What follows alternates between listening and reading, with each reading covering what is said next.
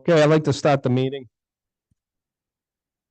Town of Coventry Planning Commission meeting Wednesday, November 15th, 2023. It is now 6:39.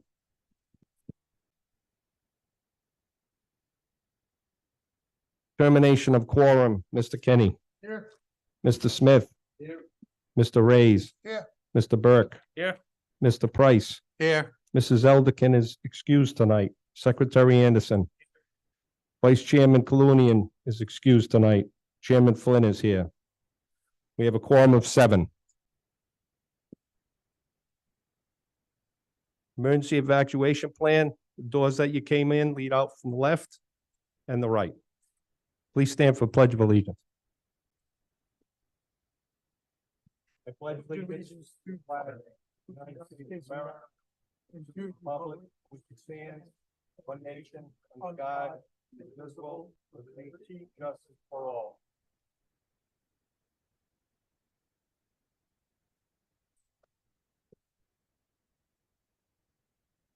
Okay, before we start tonight, we canceled our last monthly meeting because I'd like to recognize Russell Crossman, who recently passed away.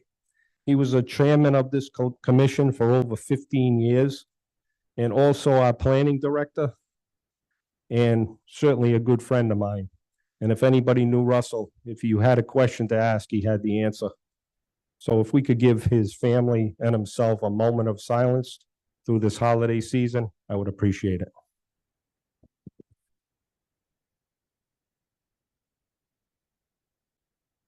Thank you very much.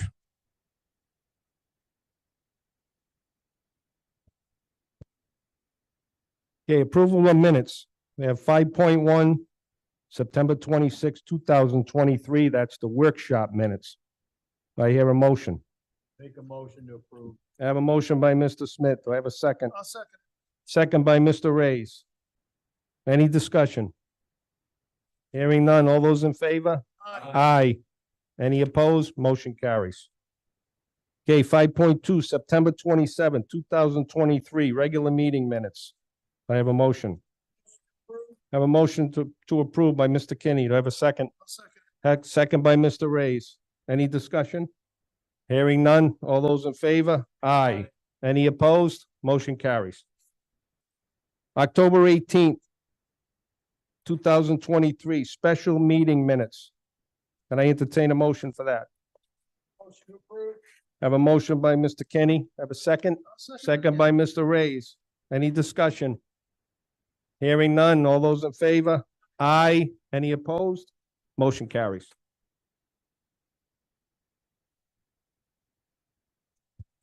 Okay, number 6. Everybody got a calendar in their packet? So those dates seem to be okay with everybody? Expect to take on the 24th of January. Okay. Everybody good with those? Okay, I'll entertain a motion to accept. Yes.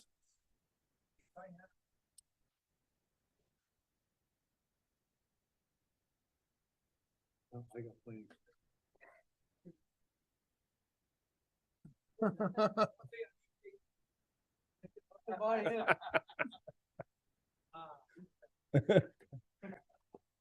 Thanks for bringing that up. Yeah, you gotta know, what you gotta follow along, right? No, you'll need another one. I gave Dave. Thank you. No problem. So can I get a motion to approve the Coventry Planning Commission calendar for 2024 as written? I have a motion by Mr. Price. Have a second by Mr. Kenny. Any discussion on those? Hearing none. All those in favor? Aye. Any opposed? Motion carries. All right, number 7, we have a ratification of a decision. Ken Ray Drive plat owners, FXS Construction and Company, applicant same, ratification of preliminary approval of a proposed 2-lot minor subdivision with 1 existing house and 1 garage, AP 45 Lot 5, Zone VMC, 1K Ken Ray Drive. Can I have a motion for that? Make a motion to approve 1 Ken Ray Drive. I have a motion by Mr. Smith. Do I have a second? Go ahead. Second. Second by Mr. Kinney. Any discussion on that? Hearing none. All those in favor? Aye. Any opposed? Motion carries. Okay, number 8, we have a 1-year extension of a prior approval. It's the Huntley Building, owners DNS Development Group LLC, Stephen R. Gorman, applicant DNS Development Group LLC. Previously approved development plan of review and administrative merger of lot 67 and 68 to conduct a 4-unit commercial storage building, AP 38, lot 67, 68, zone general business, Arizona Street. Mr. Chairman, Cronin. Thomas Cronin, 1070 Main Street, Coventry, Rhode Island, for the owner and applicant. I'd like to start off, of course, by just echoing your comments regarding Mr. Crossman. Kind of reminded me of Ms. Lukowitz as well. Two Yes. former leaders of our planning board for many years have passed, and a little sad to think about, but you know, it's good to appreciate them for a moment as well. Yeah, I called them my book of knowledge. Yeah. I only got through 2 chapters. And I told him that, you know, a Yeah. couple of days before he passed. And I got a laugh out of him, but it was really, truly, if I needed an answer, that's who I called. So he will be missed. He did a lot for the community. I hope he's recognized. Usually with good humor, Yes. not 100%. Always good. Usually. But Anyway, thanks a lot, Tom. I have an extension before you. It's the first request for an extension. The only thing unusual about it is development plan review. And both the town ordinance and the state statute talk about a 1-year extension of final plan approval. And we don't have final plan approval the way that we handle DPR before this commission. So I have a development plan review and administrative subdivision approval for the steel building we use for landscaping. In this particular case, the steel building is apparently like expensive and on back order kind of thing. They still intend to proceed, but it's been going slowly, and they'd asked for the first 1-year extension under the statute. Any questions from the board on the applicant? Hearing none, I'll entertain a motion for a 1-year extension. I'll make a motion, we grant a 1-year extension for the project. I have a motion by Mr. Smith. Do I have a second? A second. I have a second by Mr. Reyes. Any other discussion? Hearing none. All those in favor? Aye. Any opposed? Motion carries. Thank you.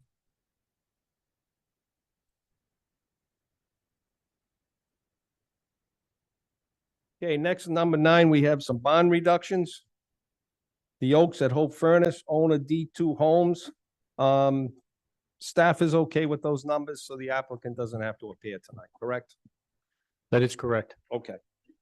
The Oaks at Hope Furnace, owner D2 Homes LLC, applicant Hope Furnace Land Company LLC, bond reduction for an approved and recorded phases of a 32-lot cluster subdivision with street creation, AP 97, Lot 6, AP 89, Lot 3, Zone RR2, Hope Furnace Road. The town engineer recommends the maintenance bonds be reduced to the following.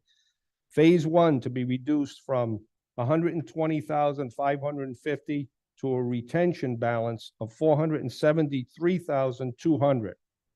Phase 2 to be reduced by 102,140 to a retention balance of 98,410. Any questions? Oh, that's on the next one. 9-2. No, no problem. Any questions on phase 1 and phase 2? Okay, I'll entertain a motion. I'll make a motion to approve the bond reduction, for D2 Home. Okay, Phases 1 and 2. we have a motion. Do I have a second? Second by Mr. Reyes. Any further discussion? Hearing none. All those in favor? Aye. Any opposed? Motion carries. Okay, another bond reduction. 9.2, the Oaks at Hope Furnace. This is phase 3. Owner D2 Homes, applicant Hope Furnace Land Company LLC. Reduction of a bond setting for approval but not yet recorded phase of a 32-lot cluster subdivision, AP 97 Lot 6 and AP 89 Lot 3, Zone RR2. The town engineer recommends the maintenance bond estimate reduced by the following. Phase 3 to be reduced by 336,520 to an estimated retention balance of 252,230. I entertain a motion for that if anybody doesn't have any questions. I'll make a motion for the bond reduction, the Oaks at Hope Furnace for owner D2 Homes LLC. Phase 3. As phase 3, as described by the chair. Okay, I have a motion. Do I have a second? Second by Mr. Kenny. Any other discussion? All those in favor? Aye. Any opposed? Motion carries.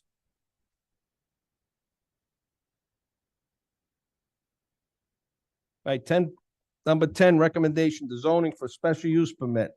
Zabata Garage, 270 Hopkins Hill Road, owners Joseph Zabata, applicant same, requesting a special use permit for a 30 by 60 steel garage associated with an existing non-conforming residential use in an industrial zone, AP 21 Lot 101, I-1 Industrial. Anybody here representing the applicant? Come on up, Tom. Sorry, Mr. Chairman, I was slow to register with me. My apologies. Thomas Cronin, 1070 Main Street, Coventry, Rhode Island, for the owner and applicant. 270 Hopkins Hill Road is I don't know if you put it up on there on the map or not, but it's one of those now disfavored hockey stick type of lots where the driveway leads back and then it opens up to the area of the home. It's just under an acre of land, 0.83 acre of land, and it's a single family, 3-bedroom home on the back. All of the utilities and a driveway and pedestrian traffic is off Hopkins Hill Road. It's zoned industrial in that area, but the home is a pre-existing non-conforming use. The existing structures on the property are a home, a pool shed, and a 2-car detached garage. The current garage is located less than 5 feet from the rear boundary of the property. The predominant surrounding use is a large residential condominium development to the south, off Hopkins Hill Road. And then there are residential uses to the east across the street and on King Street and Hopkins Hill Road. The proposal is to construct a new 30 by 60, 14-foot high steel garage along the rear easterly boundary of the lot next to the existing garage. It's a single-story garage, steel and construction. It'll be color of the building will be tan to match the house, and the garage is to be used solely for the use of storage of classic cars.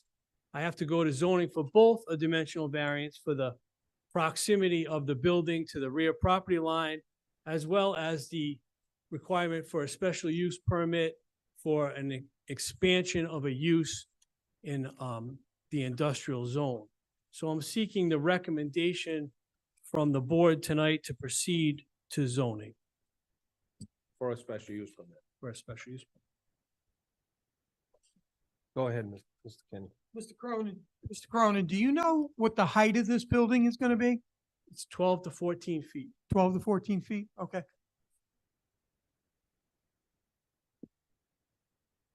Anybody else have any questions? Okay, I'll entertain a motion for a special use permit recommendation. Mr. Chair, I'll make a favorable motion for a special use permit to zoning for 270 Hopkins Hill Road, AP Lot 21, Lot 101, Zone Industrial 1, single-family dwelling, proposed use, single-family dwelling with detached garage. The applicant is seeking a special use permit and dimensional variance to construct a 30 by 60 garage in the rear yard. I'd like to include the director's report as well. And I believe that's it. Okay, I have a motion by Mr. Kenny. Do I have a second? I'll second it. Second by Mr. Reyes. Any further discussion? Hearing none. All those in favor? Aye. Any opposed? Motion carries. And we thank the board. Hope you all have a wonderful Thanksgiving. Yes, you too. I ordered my pies today, Tom.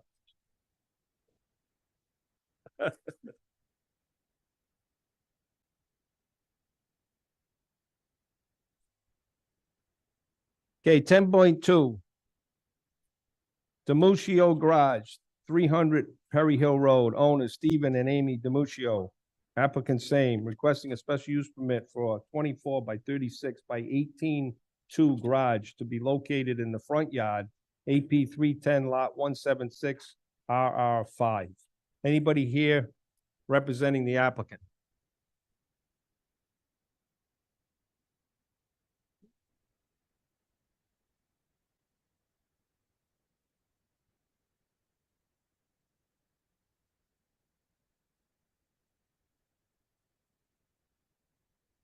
Anybody here for the 300 Perry Hill Road?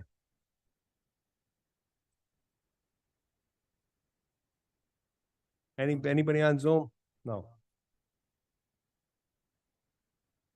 What do you? Should we continue this? What's the pleasure of the commission? It is a matter that this one was new. This one was not the one that was continued from October, if memory serves. This was a new matter for us. I did not hear from the applicant, but generally they're made aware of the meetings. So it's not clear to me if this applicant, if it was crossed lines or not. If it's the practice of the commission that you wish for them to be here to answer your questions, and on this one, there may have been a few questions, then, you know, we can absolutely continue. It's not required that the applicant be here for you to provide your advisory recommendation. So the options are still in front of you if you wish to move this along.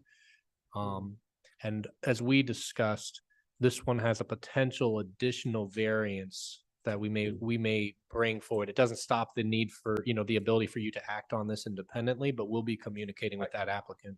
I think, I don't know what the board feels. I think, but continuation would make sense to the next meeting. Sure. Because we like to hear at least a presentation. Yep.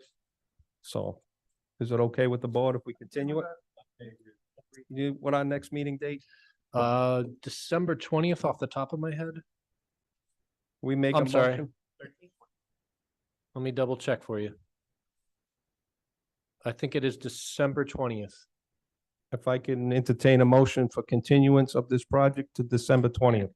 I'll make a motion that we continue the project for 300 Perry Hill Road, Assessors Plat 310 lot 176 until the December meeting. I hear a motion by Mr. Smith, a second by Mr. Reyes. Any further discussion?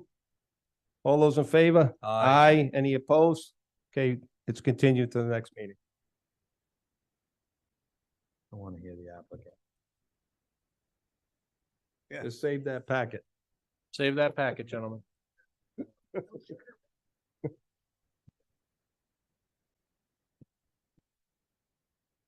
Okay, 12.1, public hearing, development plan and review, Proscape Landscaping owners, Backstreet Holdings LLC, CO John Torelli. Applicant same, proposed 9,000 square foot commercial building and detached 800 square foot sales structure, AP 10 lot 40.11, zone general business, SPD, special planning overlay district, 2043 Maple Root Road. Anybody here representing the applicant? Come on up. Name and address, please. Good evening, Mr. Chairman, members of the. The mic. We're good? is it- Okay. Good evening, Mr. Chairman, members of the Planning Commission, Attorney Stephen Moretti. My office is at 1140 Reservoir Avenue in Cranston, Rhode Island. I'm here on behalf of the owner applicant, Backstreet Holdings LLC. Mr. Ponarelli, John Ponarelli is the manager member of that LLC. He's here if the commission wants to inquire of him. I'm here on behalf of with regard to the development review, plan review regarding the property located at 2043 Maple Root Road, Assessors Plat 10, lot 40.11, zoned general business 1.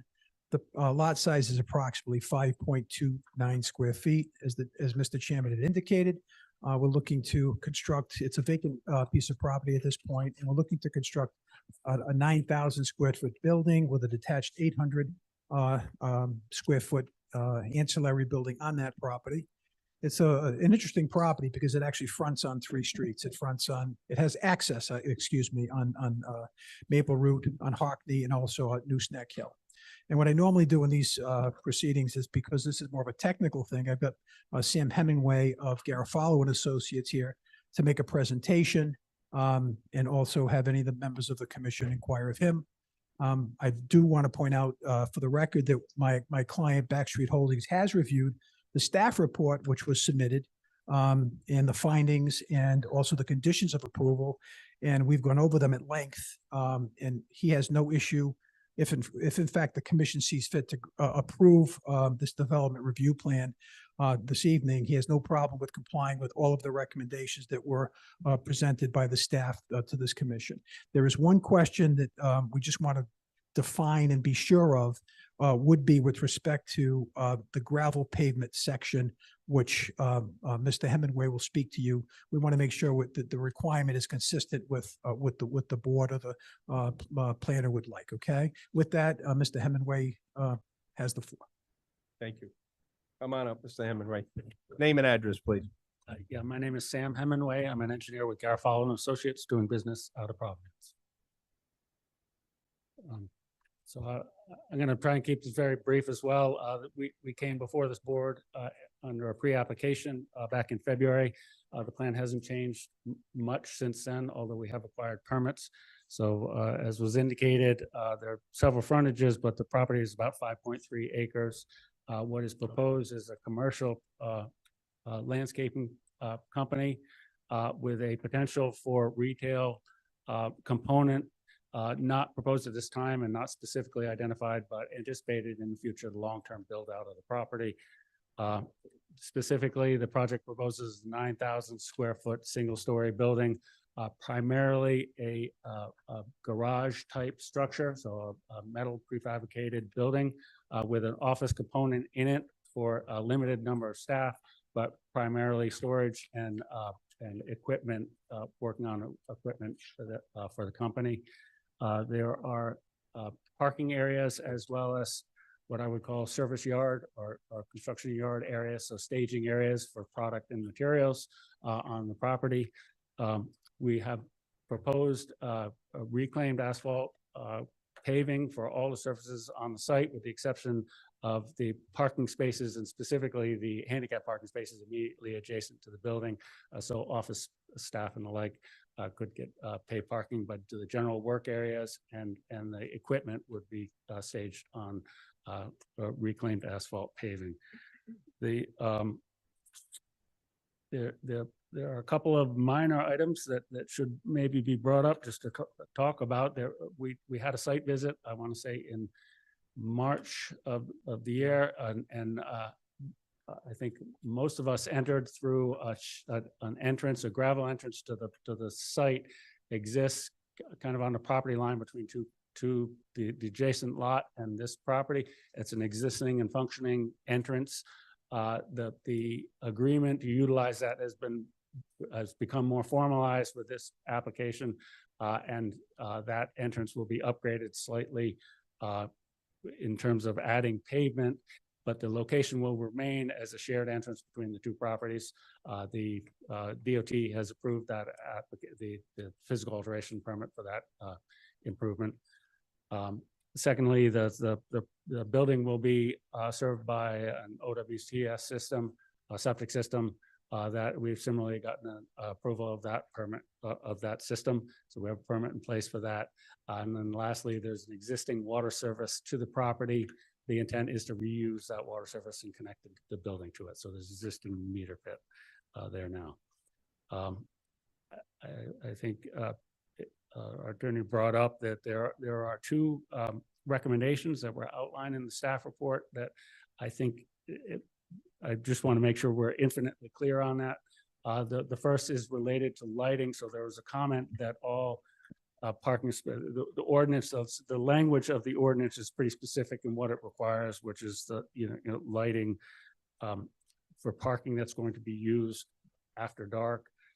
There was a lighting plan proposed and provided to the board, but effectively the intent of the applicant is for building lighting, so lights mounted to the side of the building, which effectively lights all the work areas, the stuff that's important to him. There certainly is other areas of the property that would be used, but he's a daytime business. It's not like a nighttime operation that would maintain. We think that's a suitable amount of lighting for the property. And we just want to confirm that there is no specific requirement under that condition to add additional lighting, or if there's a specific concern that needs to be addressed.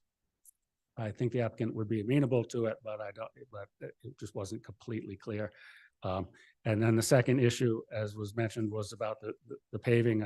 We want to be sure that the specific comment related to the section that was provided for the gravel paving section. So it's a reclaimed section. It indicates that 10 inches of gravel base is required under parking areas. So our interpretation was simply that we needed to increase the gravel under the reclaimed material, but not that there needed to be some other change. So yeah, again, I think that was clear, but wanted to make that point and put it out in front of the board. Aside from that, I'm obviously here to answer questions if you have them. If I haven't touched on something. I got a question on the retail building that's gonna sit on Nooseneck Hill Road. Mhm. Is that gonna be a pervious asphalt or a impervious? We can speak. I'm not sure that that's known, to be quite honest with you, but effectively it's going to be sales. I would of- rather see asphalt because you're on the main road in Nooseneck. And I know, being in the landscape field, that there's a lot of maintenance required. But being that you're in the landscape field, you're gonna take care of that. That's my only concern with the pervious. Keep the dust down. Go ahead, Mr. Burke. If I may, through the chair? Yep. On the plan, on C3, those 10 spaces in front of the retail, it's described as reclaimed asphalt. Okay. Right, the handicap spaces would be paved with asphalt and the remainder would be. I'm a little reclaimed, but, concerned about the reclaimed in the front on Nooseneck. I just spoke with my client. He would be fine if it's. Okay, because we had discussed that on the site walk. I was fine with the pervious. I mean, this is a public hearing also. Things could come up, but I was fine with the pervious in the back where his workers are gonna come in and out.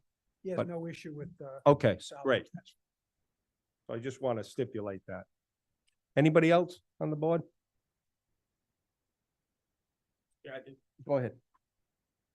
Just to confirm, the lighting is it's just gonna be on the building itself shining out, so the employee parking down the way, there's not any lighting, that lighting will be sufficient for them to see their way through, because it's early morning, right? And this time of year, we know, you're leaving in the dark and you're coming home in the dark. But there's not gonna be any lighting for that part of it. No, we believe that the spread from those fixtures, they'll be cut off wall mounted fixtures proposed on 3 sides of the building, so not backing up against the vegetated buffer or maple root. So the other 3 sides. So Right. we believe based on the height of the building, the spread on those fixtures is enough for the. limited That's amount fine. of traffic. Less lighting really is better. Right. Okay, we understand that. So I'm just confirming that. And then the facilities, the bathroom facilities that's gonna be in the office building on the left, the employees will be able to use that? In the morning or when they You come? want to come up, sir, name and address, please? That's my question. So we've had other developments, and complaints that, they might go where they go, right? So, I'm John Pontarelli. My present address is 910 South Road, East Greenwich, Rhode Island. Thank you. Yeah, you're welcome. So, if there's an issue with restrooms for outside storage, we could put a porta john someplace concealed in one of the areas or what have you for them that they could use when they're there. Typically, our workers are only there between probably 7 o'clock to 7:15 in the morning. They get dispatched. They come back at the end of the day around 3:30, 4 o'clock, probably the latest. And then we also don't really work on Saturdays. We've got about 5 people that come in and go do one job on a Saturday. So we're pretty much closed. We are closed at night. And I wish I could get people to work later, but I can't. But we're closed at night. And yeah, so it's just those hours. And then it's really just a rollout process when we get them, people go out and then they come back. so, it usually, any untimely, I think there has to be something available for these employees. There will be that, no, If they- yeah. Okay, so either porta john or Yeah. they're allowed to use the facilities. Correct. Okay. Yep. Okay. Yeah, we're not gonna have people in the woods. So it sounds That- very low impact. Right. Very low impact. It actually is. We, you know, we want to be a good neighbor, and I Right. think that we will be based on how our operation runs for the neighbors that are there as well. So, yep. Thank you. Thanks. Mr. Chair. Uh, Go ahead, John. Go, John, first. So just one quick question. I know early on when we reviewed the plans, you had an entrance off Hockney Hill Road.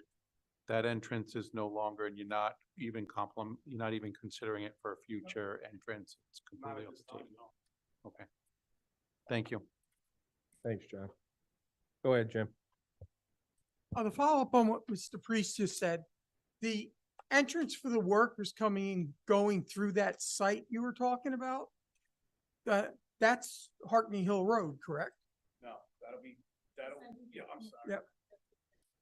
No, that'll be coming off the main road, off of Route 3. So you eliminated the Hockney Hill entrance? We did. It made more sense and, Yeah, Okay. it does to me too. yeah, and that way it reduces the amount of traffic on the back street with cars coming in and what have you. So Okay, so just one entrance off New Stick. That's All right. correct. Thank you, sir. Yep. Thanks. Anybody else? Yeah, I'm gonna entertain a motion to open up public hearing. I'll make a motion that we open public hearing.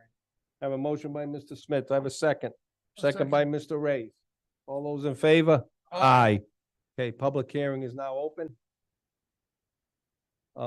Anybody on the left side of the room would like to come on up? Come on up, sir. Name and address, please. Jackie Bryans, 28. Jackie Bryans, 28 Maple Root Road, Coventry. We don't really have an issue with that business going in. We just want to make sure that our road, they're going to have a building up, and we would like to have a fence behind that building so that we don't look at the building all the time. I live on 28, which is right in line with it, and the neighbors up the road are right in line with it, so that's what we're looking for. So Any you help? want some type of buffering? Do Yeah, you right. you I mean, rather they have a give us- fence or they you give want? us- They're giving us land, which is fine. And that will and the building's definitely gonna cut the noise down from Route 3, if you ask me. But we don't wanna we don't wanna look at a building all the time. That's what we're after. If you can put a fence up, we'd be happy with that. Depending on the height of the fence, what the town allows, I don't know that. 6 foot without a Okay. variance. You want to come up and address that, please?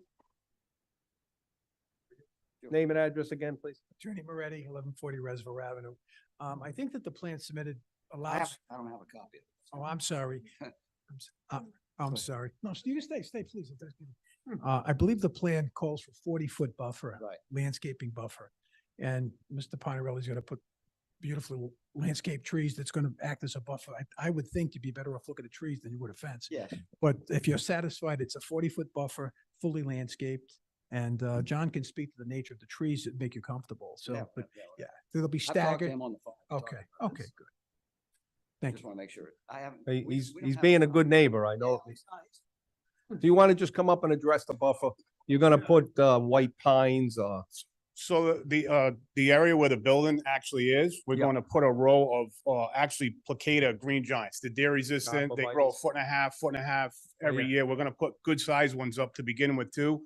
In all honesty, that's going to do more to buffer sound. Plus, it's going to do more to buffer the building than a fence will. So it is high, it's gonna be higher than the fence. yeah, it'd be a lot higher than the fence. Yeah, exactly. On the onset too. So, yeah. You satisfied with that?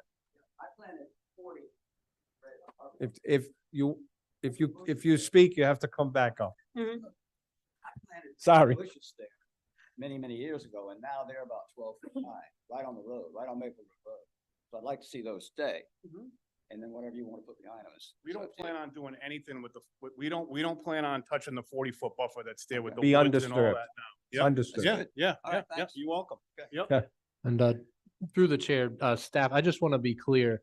This would be an additional planting that isn't currently shown on the plan. Is that correct?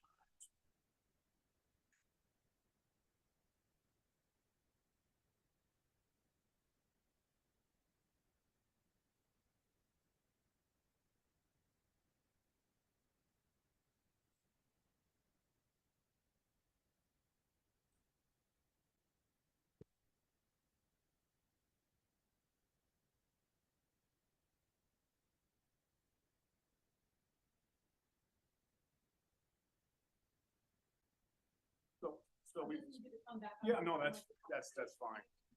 John Pontarelli? Yes. If you wouldn't mind just articulating, what you're looking to plant there, we would like to add it as a condition of approval to the plan. Now, I think in good faith, you're trying to make a nice gesture. We just want to articulate it so, the type of planting and whereabouts it'll be, so that we can all anticipate what that buffer will be. So there'll be 10 to 12 foot, arborvitae, green giant variety. And, they'll be spanned throughout the back of the building, double rows, so they'll be staggered, so it'll be completely blocked at planting. Great. And they'll be 10 to 12 feet at planting. Yes, they will. Double planning. Yeah, stagger it, so you Yep. can't see him immediately. Yep. Yeah. That sounds like sufficient to me. So and we can honestly, add that to our findings. yeah, staff is writing down a couple of additional conditions. And I think that from my opinion sounds like a better outcome than a fence. But I don't know if that seems to address the concerns that were raised. Great. So I think we'll include that as a condition of approval. And that all sounds good to me. Okay, Thank you. thank you. Anybody else in the audience like to come up? Come on up, sir. Name and address, please.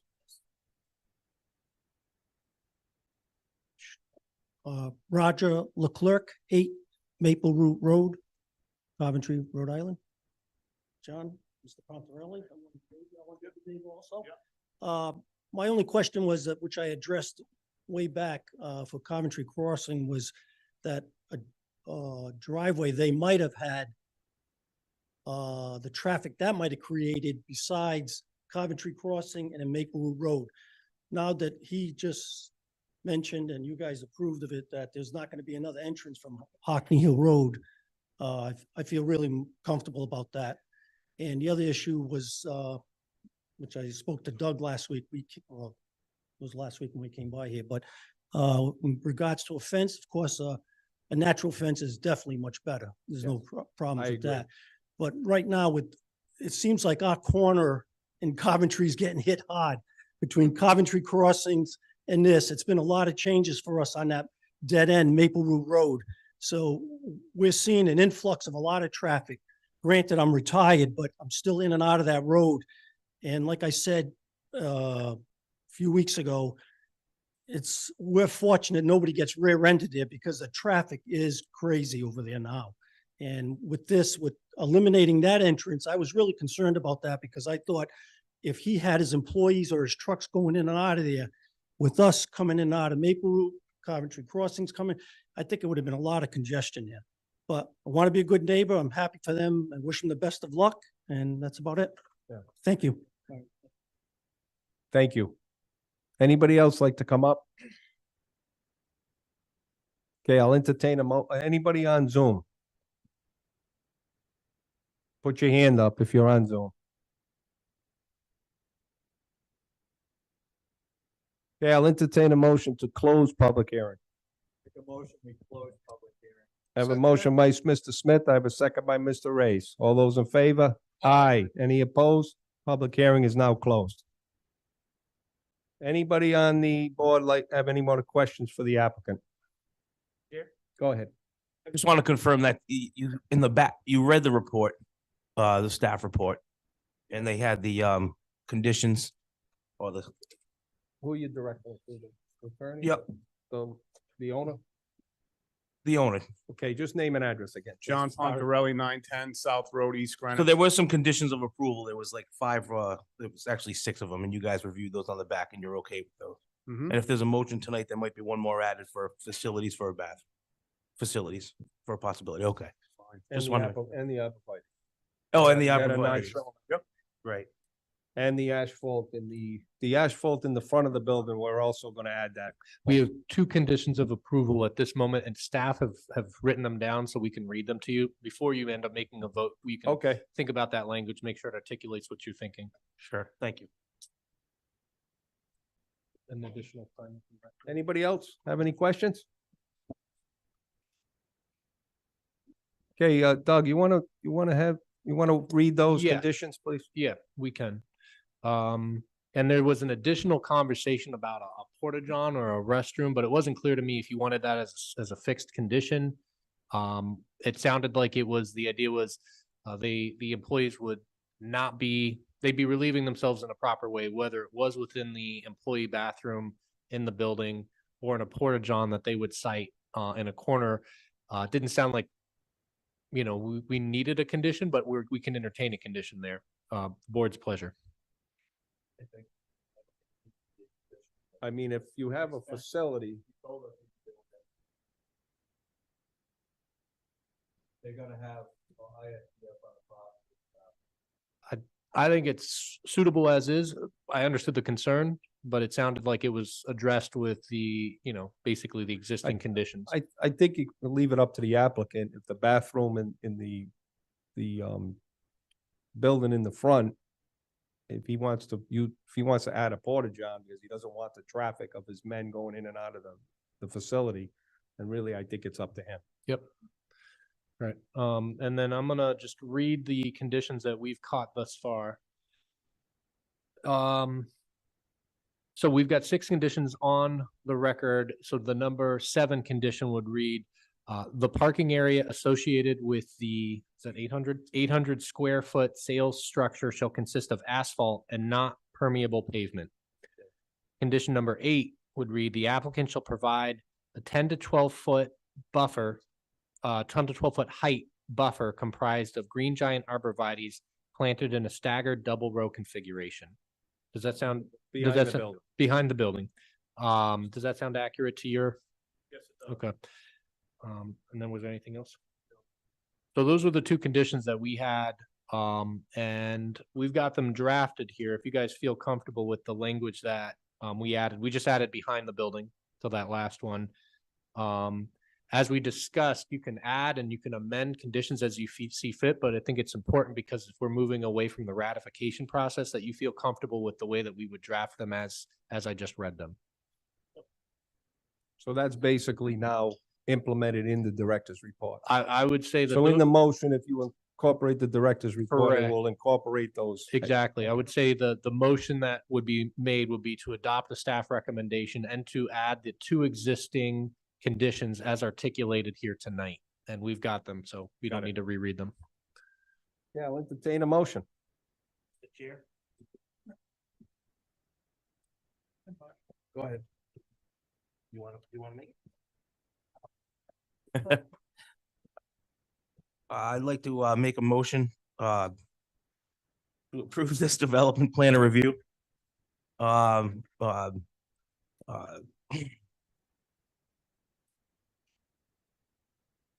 Because 2 of them for preliminary and for final. Is that Correct. accurate? Okay, I just want to make sure about that.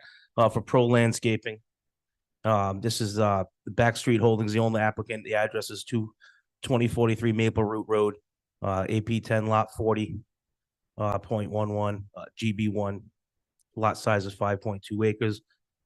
Applicant proposes site improvements which shall consist of proposed 9,000 square foot commercial building, an 800 square foot sales structure, landscape material storage and associated parking. Right. I will in 1 second, if this is suffices enough. It's this member's, this member agrees with the staff's findings. That this proposal is consistent with the standards and required findings of facts set forth in the RIGL section 452360, as well as with the town of Coventry's subdivision, land division, development regulations. Including with the staff report, was articulating the findings and the conditions of approval to include the latest 2 that we just added, that'll be incorporated into the director's report. So ultimately, this motion is to adopt the staff recommendation as well as the finding of facts and conditions approval and articulating the staff report. Full transparency, this is a positive approval of this project. The details of this staff report are publicly available on the town website, followed by the link for the agenda packet for tonight's meeting. And that is it. Thank you, Mr. Anderson. I have a second. Second. I have a second by Mr. Kenny. Any discussion? All those in favor? Aye. Any opposed? Motion carries. Good luck. Thank you for working with the neighbors. Appreciate it. Yeah, thanks, John. Thank you. I forgot that was there. I was ready to go. Send it to me. Thank you. Okay. My wife tells me what to say. I didn't expect that.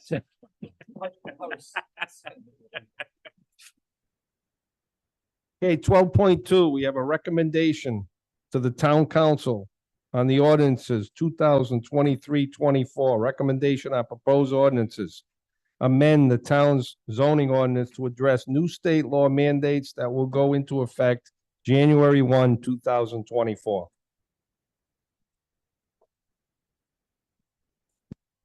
You want to give a quick overview, Doug? I'll give a quick overview because on the chance that anybody is just interested in, a 30-second overview.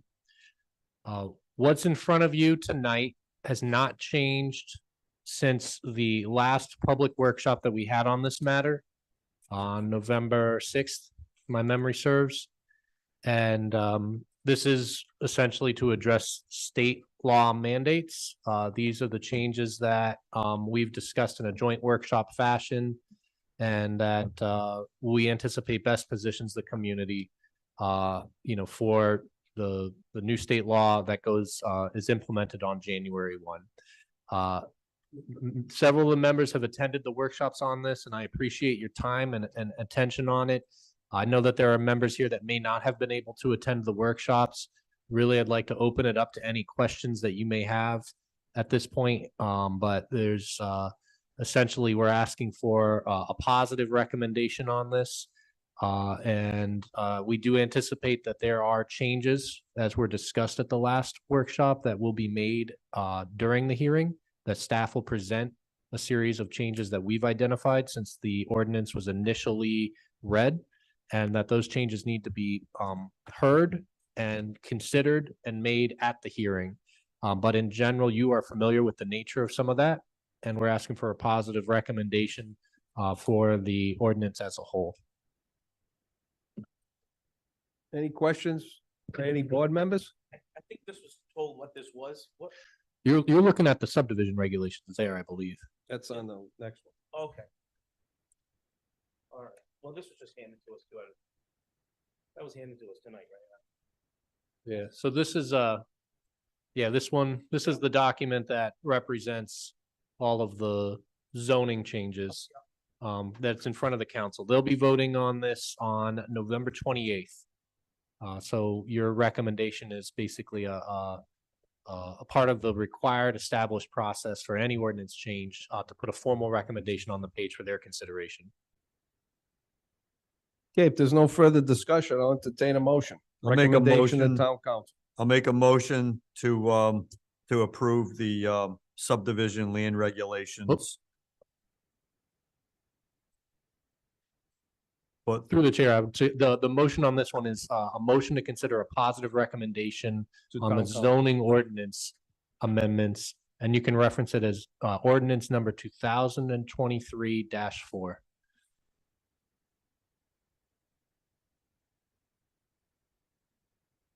positive recommendation to the town council to approve zoning regulations 2023-4. I'll second it. I have a motion. I have a second by Mr. Reyes. Any discussion? All those in favor? Aye. Any opposed? Hearing none, motion carries. Great. Chuck, you can keep that next motion handy for this one. And you can come on up. Actually, they need to call the matter. Okay, so we have 12.3, we have a public hearing for Coventry subdivision and land development regulations. Consideration and vote for proposed amendments and advertisement and or revised as a planning commission Please. decretion to address new state law mandates that will go into effect on January 1st, 2024. You're welcome. You're welcome. On this matter, this is new information to you. We have not had a workshop on this matter. And staff is happy to go through some of the key policy considerations on a point-by-point basis. I anticipate that I can give you a 5-minute overview. Just as a high-level highlight, I'm not sure what the board's interest will be in specific changes, specific areas, and want to hear any more details. And that's something that we can, I'd certainly like to field from you in terms of questions. This is a work product that, our consultant Ashley Sweet created in collaboration. There's been a few changes that we've made. In fact, we've made changes just as recently as 3 hours ago. But I think that they're pretty straightforward changes, and I'll walk you through them. Let's go through the document very briefly. I would say the first critical policy consideration that we've got is relative to development plan review and our concept of what we're looking to do with that. Within any commercial development in the community, the state law gives us the option to treat it like perhaps a minor land development or treat it with DPR. We wanted to avoid the ability for applicants to select their forum, and we wanted to be very clear and direct. So we're giving DPR a specific job, and the specific job of DPR is to review projects that are change in uses where there's no extensive construction happening. Now, a change in use can be either very straightforward to a degree that state law gives us the right to even waive DPR. For example, a barber shop and a strip mall is moving out and a karate studio is coming in its place. This is a strip mall. These types of change in uses happen frequently. And we see that as something that is a low level type of review, one that we may even not want to trigger a full DPR. We may want to say, go right to your building permit, work on your signs, work on your lighting, work on your internal retrofit. This does not require a land use review. There are categories of review where we would want them to give us a DPR application, but we would feel that it would be appropriate to handle that administratively. In full transparency, we're reviewing one right now that, our code currently gives us, the director, the ability to handle certain applications administratively. The Arkwright Mill building, which is right on the town line with Cranston. In fact, part of the property and part of the building itself are in Cranston. That they're looking to put in a new use there. The new use they want to put in is self-storage. So this is a fairly benign use in terms of, land use categories. Very low volume of people that visit a self-storage facility on a daily basis. There's not a great amount of intensity. There's not a lot of activity on the site. This is the kind of thing where we do think that this is appropriate to fit as a straightforward administrative review. And our code is basically articulating, the DPR section of code is articulating that projects like this could be appropriate as a straightforward administrative review. Now, there might be categories of a change in use that we should bring in front of this commission that are fairly significant, and we would want the ability to have the full public meeting and hearing process. An example might be if you weren't putting self-storage into that Arkwright Mill, and you were turning it into a full rebuild for, a mixed retail operation, bringing a lot more activity and intensifying that site, then we would say, yes, we need to, this is something that I'd like to be able to bring in front of the commission. It'd be not, we'd like to be able to do this with a more formal process. We've created categories in DPR. If it's a change in use, the definition will be that, it's an administrative review unless the change in use is accounting for greater than 25,000 square foot of area and is also an increase in the intensity of the use on the site. So it's about, the triggers are about the size of the change in use that's happening, and the trigger is also increasing the intensity. If those two things are happening, then we want to have the right to bring those in front of the board. Otherwise, a lot of these basically can be very straightforward, and I think a staff level of review is appropriate. So that's just a quick hit on DPR. And maybe, do you guys prefer to kind of ask questions as we go, or just let me give you quick summaries of the key policy considerations and keep on moving? I'm good with the oversight. In All right. fact, I read a lot of this, and I give a lot of credit to the staff and the consultant because it's well done. Great, thank The you. delineations I like because condensing some of the stuff, it's like writing an essay at school and it just keeps going on and on and on. It's just, it's condensed now. I think it's easier to read. Thank you. I So appreciate thank that. you. I think the next policy consideration to touch on is adaptive reuse. Now, you guys are aware that adaptive reuse is, we're handling in our zoning code. And it's basically this concept that someone wants to reuse an existing building. Oftentimes this is like a church, a firehouse, you know, a mill, a school, and they want to reuse it for housing. Now, whether housing is allowed in that zone or not, the idea is that they're making housing a by right use if you're utilizing the state law of adaptive reuse. We were thoughtful about our triggers for adaptive reuse because just because the housing is a by right use doesn't tell you what scale of review is appropriate. Someone could have a by right housing use, but still trigger a major land development and still be in front of this board for reviews. And we had to be thoughtful of where we wanted to draw that line. We ended up drawing the line in parallel fashion with that change of use code. The idea is that if you want to do an adaptive reuse project and you want to fill a building with housing, then it's considered a minor if it's 25,000 square feet or less.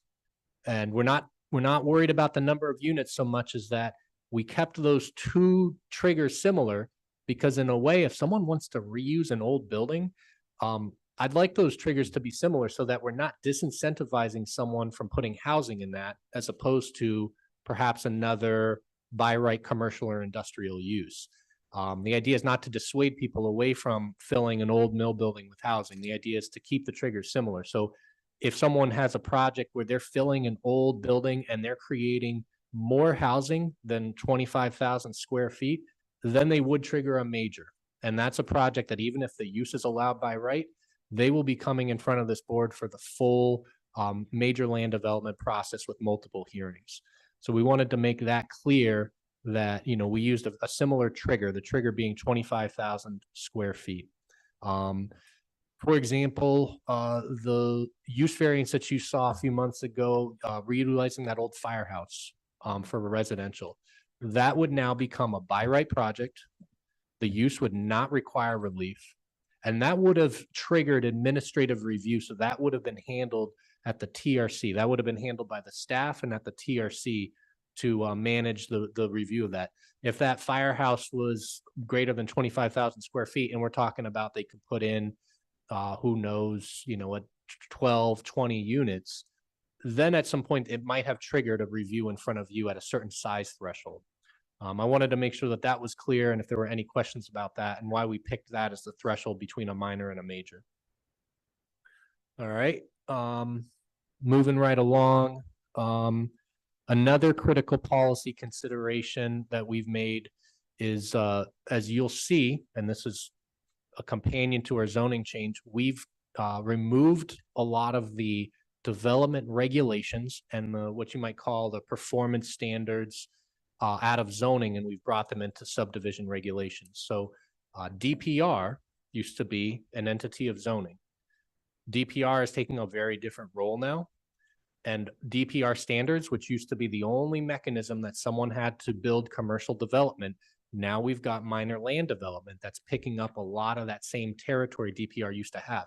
It's appropriate, and we liked those standards, but it's appropriate to bring them into the subdivision regulations, and we can apply them to both DPR projects. We can apply them to minor land developments. We can apply them to major land developments. The idea is that we've got them in the regulations. We pulled some other sections of code out of zoning. If it talked about what's an appropriate standard for landscaping, lighting, parking standards, all these things that used to live in zoning, we're pulling them into our regulations. And the idea is that when they're in the regulations, they become the animal of the planning commission. They become, in your document. This is the document that you review, that you adopt changes to. And this is going to be a nimble time for land use. I think that it's good to have a lot of this in a regulatory format. If we need to make changes to these regulations, then I will be working with this body and this group to consider amendments to them as we see that if we see a need to make additional amendments through the coming year. The other key point of this is that the administrative officer, which is me, when there's a minor land development, a minor subdivision, I've got the ability to waive those regulations as we see as appropriate. I can tell you that my opinion is going to be, I won't waive a regulation unless I've vetted that through my TRC. We're going to get a lot of different kinds of projects in which they might be asking for a waiver that we're not so keen on, and they might be asking for waivers that we see as highly appropriate. Oftentimes, if you've got let's say you got an existing commercial site, they're working with a tight site, constrained conditions, but they've got a good use. It's a good, proper reuse of the building or a good, proper reuse of the site. We want to have the ability to waive certain regulations where it makes sense. Sometimes someone doesn't have the space to address every little nickel and dime. Sometimes someone's relying on existing conditions to cover a portion of their site, and the existing conditions don't comport to our regulations, but they seem to be safe and they're working properly. We want to have that ability. If we don't have that ability to waive, that means all of those projects either get arbitrarily bumped up to the commission, which sometimes that might be a good thing, but sometimes that might be an onerous and time-consuming thing for a minor change that we think would be appropriate. And the idea is sometimes someone would say, well, I don't want to take the time to go through the three-step process of a major land development. I'd rather build you something you don't even want. I'd rather build you a sidewalk you don't want, as opposed to asking for the waiver at the next board level up, because I'd rather move quickly and I'd rather not go through a master plan, a preliminary plan, a final. I'd rather keep it administrative, and I'll build you an improvement that you might not even want. So that's why it's important to be nimble and flexible and to have some ability to waive that. This is an important point. At some point, it's this body's responsibility. If you don't feel it's appropriate for the administrative officer to have that kind of waiver ability, it's the subdivision regulations, this document, that you have the ability to control and amend and to change that arrangement of waivers. So essentially, just eyes wide open, we're starting at a point where staff and the administrative officer have the ability to waive all of the regulations. If there become sections where you say, I don't want the staff to have the ability to waive that, I want waivers there to automatically trigger someone to a major land development. That's for you to be aware of. It's a policy consideration that I think you guys should be aware of. Those are some of the key policy considerations we had. We did some general cleanup. When we went through, we did not understand why there was a minor subdivisions. There was a minor subdivision that was for a 2-lot subdivision versus a minor subdivision for 3 to 5 lots. We didn't quite understand that. So there's a lot of the code that you see us cleaning that up.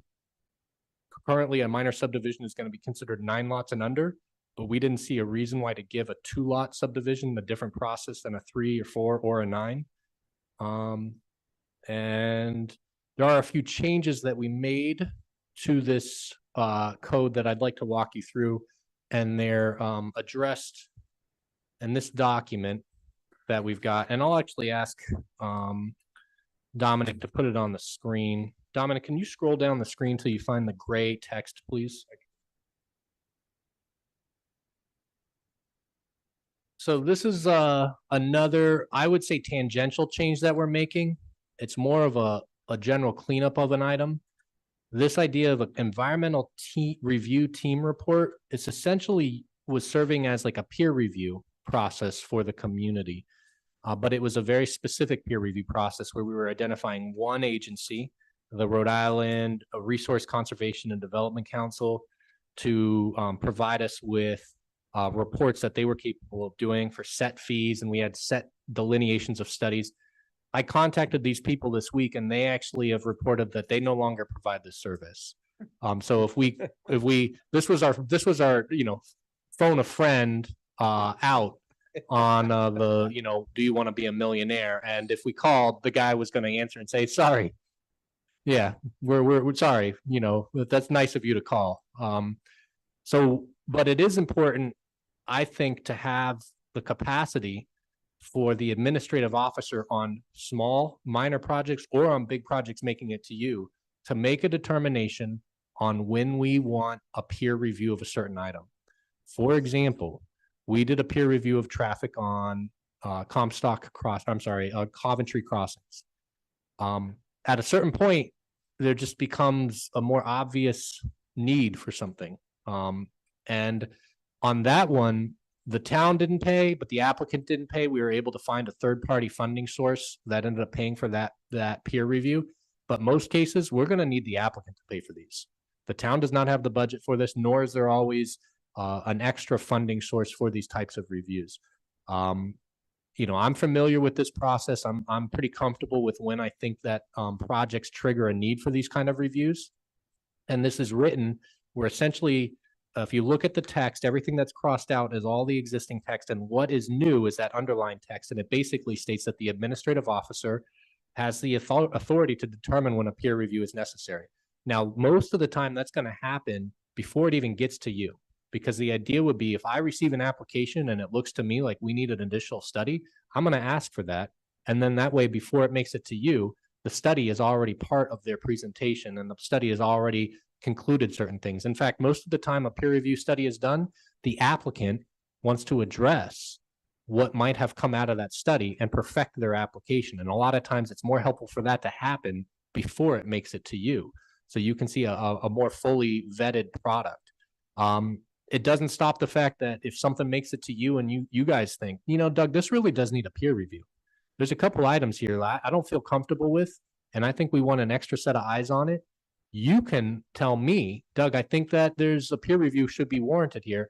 And at the end of the day, it is an administrative function. It is something that results in additional billing, but you can recommend to me on a major land development, Doug, I think we want a peer review. I'd like to see a peer review and for this to come back to us after the peer review is done. And I can take that recommendation, and I've still got the authority to determine it too. And I will, you know, work with the applicant to get that done, and we'll move it forward. So that's important to make sure we've got that codified in our code. It does basically, this text isn't, we don't need to go into detail. It kind of lists the areas where a peer review might be needed: environmental assessments, engineering analysis, traffic review, landscape architecture review, noise impacts, financial pro forma. Some of these are areas where I've had history with asking for peer reviews. The most frequent one by far is traffic, to get a peer review of traffic on a project. But you never know what comes up. Glenn. So Doug, if you bring it to us, the hourglass will flip.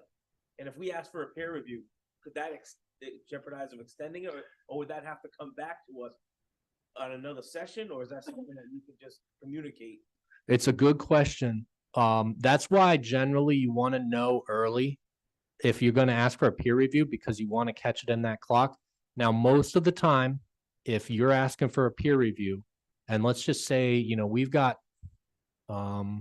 maybe 45 days left on the clock, there's a chance that the peer review could come through. We could find a group that's ready to activate, ready to do a review, ready to create a product, ready for your next meeting. There's a chance they're not. And if that applicant, we would be asking for the extension at that point in time.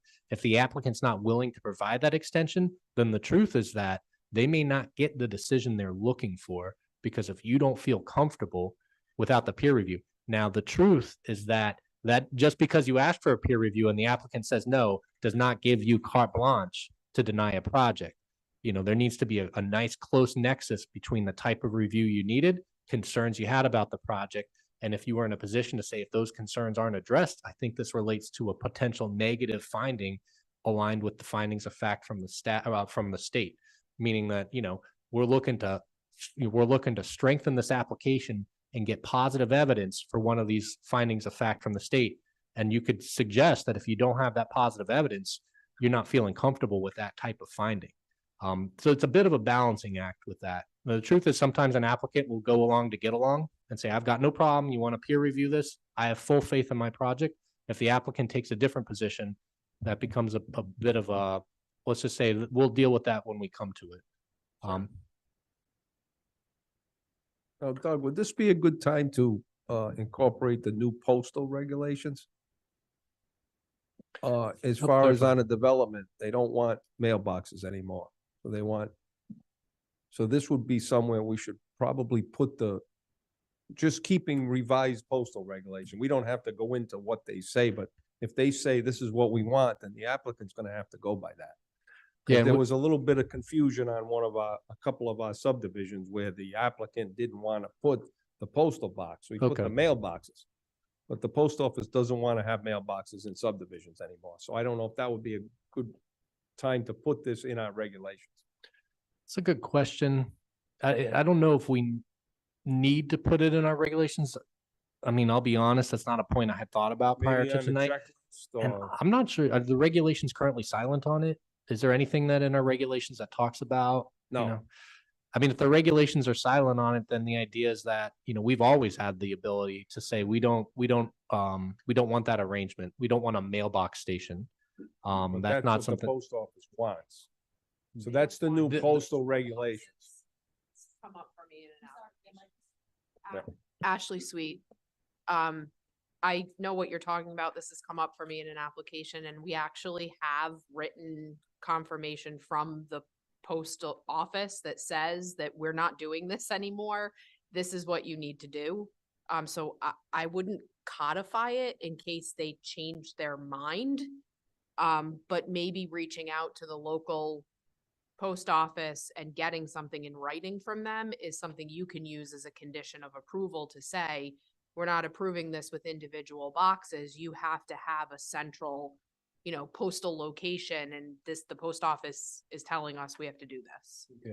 Or I put don't know something that I that, put something that states updated postal regulations will always be adhered to. Something like that. So, because they could change all the time. Yep. But we did have a developer that said, oh, no, I'm not gonna put the postal box, I'm gonna put mailboxes. I'll be honest. I'm not fully vetted on this one, and it does seem, this is the postal code, that it's essentially they're the mail carrier. I think they get to help dictate things, but I actually have not heard anyone suggest that a privately owned property is not in a position where they're allowed to ask for mail to be delivered at their private property address. That does seem a little odd because every subdivision comes in different forms. You could have a 3-lot subdivision and all of the houses, let's look at like Town Farm Road, where all the houses were well set back from the road. And they were really, it wasn't a big subdivision. Maybe there were like 4 or 5 new houses cut out. It would be awkward to have, let's create a designated spot where everyone picks up their mail. There's some situations where I'd say that's not quite the fit. And it could be that we turn this into more of a, what's the mail carrier's pleasure on any given application. Okay. Something like Coventry Crossings, yeah, that made a lot of sense. You got 140 some units and they're all pretty tight together and they all come in through a couple of main entrances. But some subdivisions, like, a 2-lot subdivision, I don't need the 2 houses to have one shared No. mail spot. If you have at a some point there's- 32-lot subdivision, the post office does not want to deliver mail to 32 yeah. houses. I think there's probably a sort of a case by case type of approach Okay, I here. just wanted to bring it up for clarity. that's all. Yeah, no, it's, But thank you. I'm Yep. sorry to get your side. no, that's fine. Dominic, if you would scroll through the code to the next section that is gray. It's under the. This is related to the idea of waivers and how we handle waivers.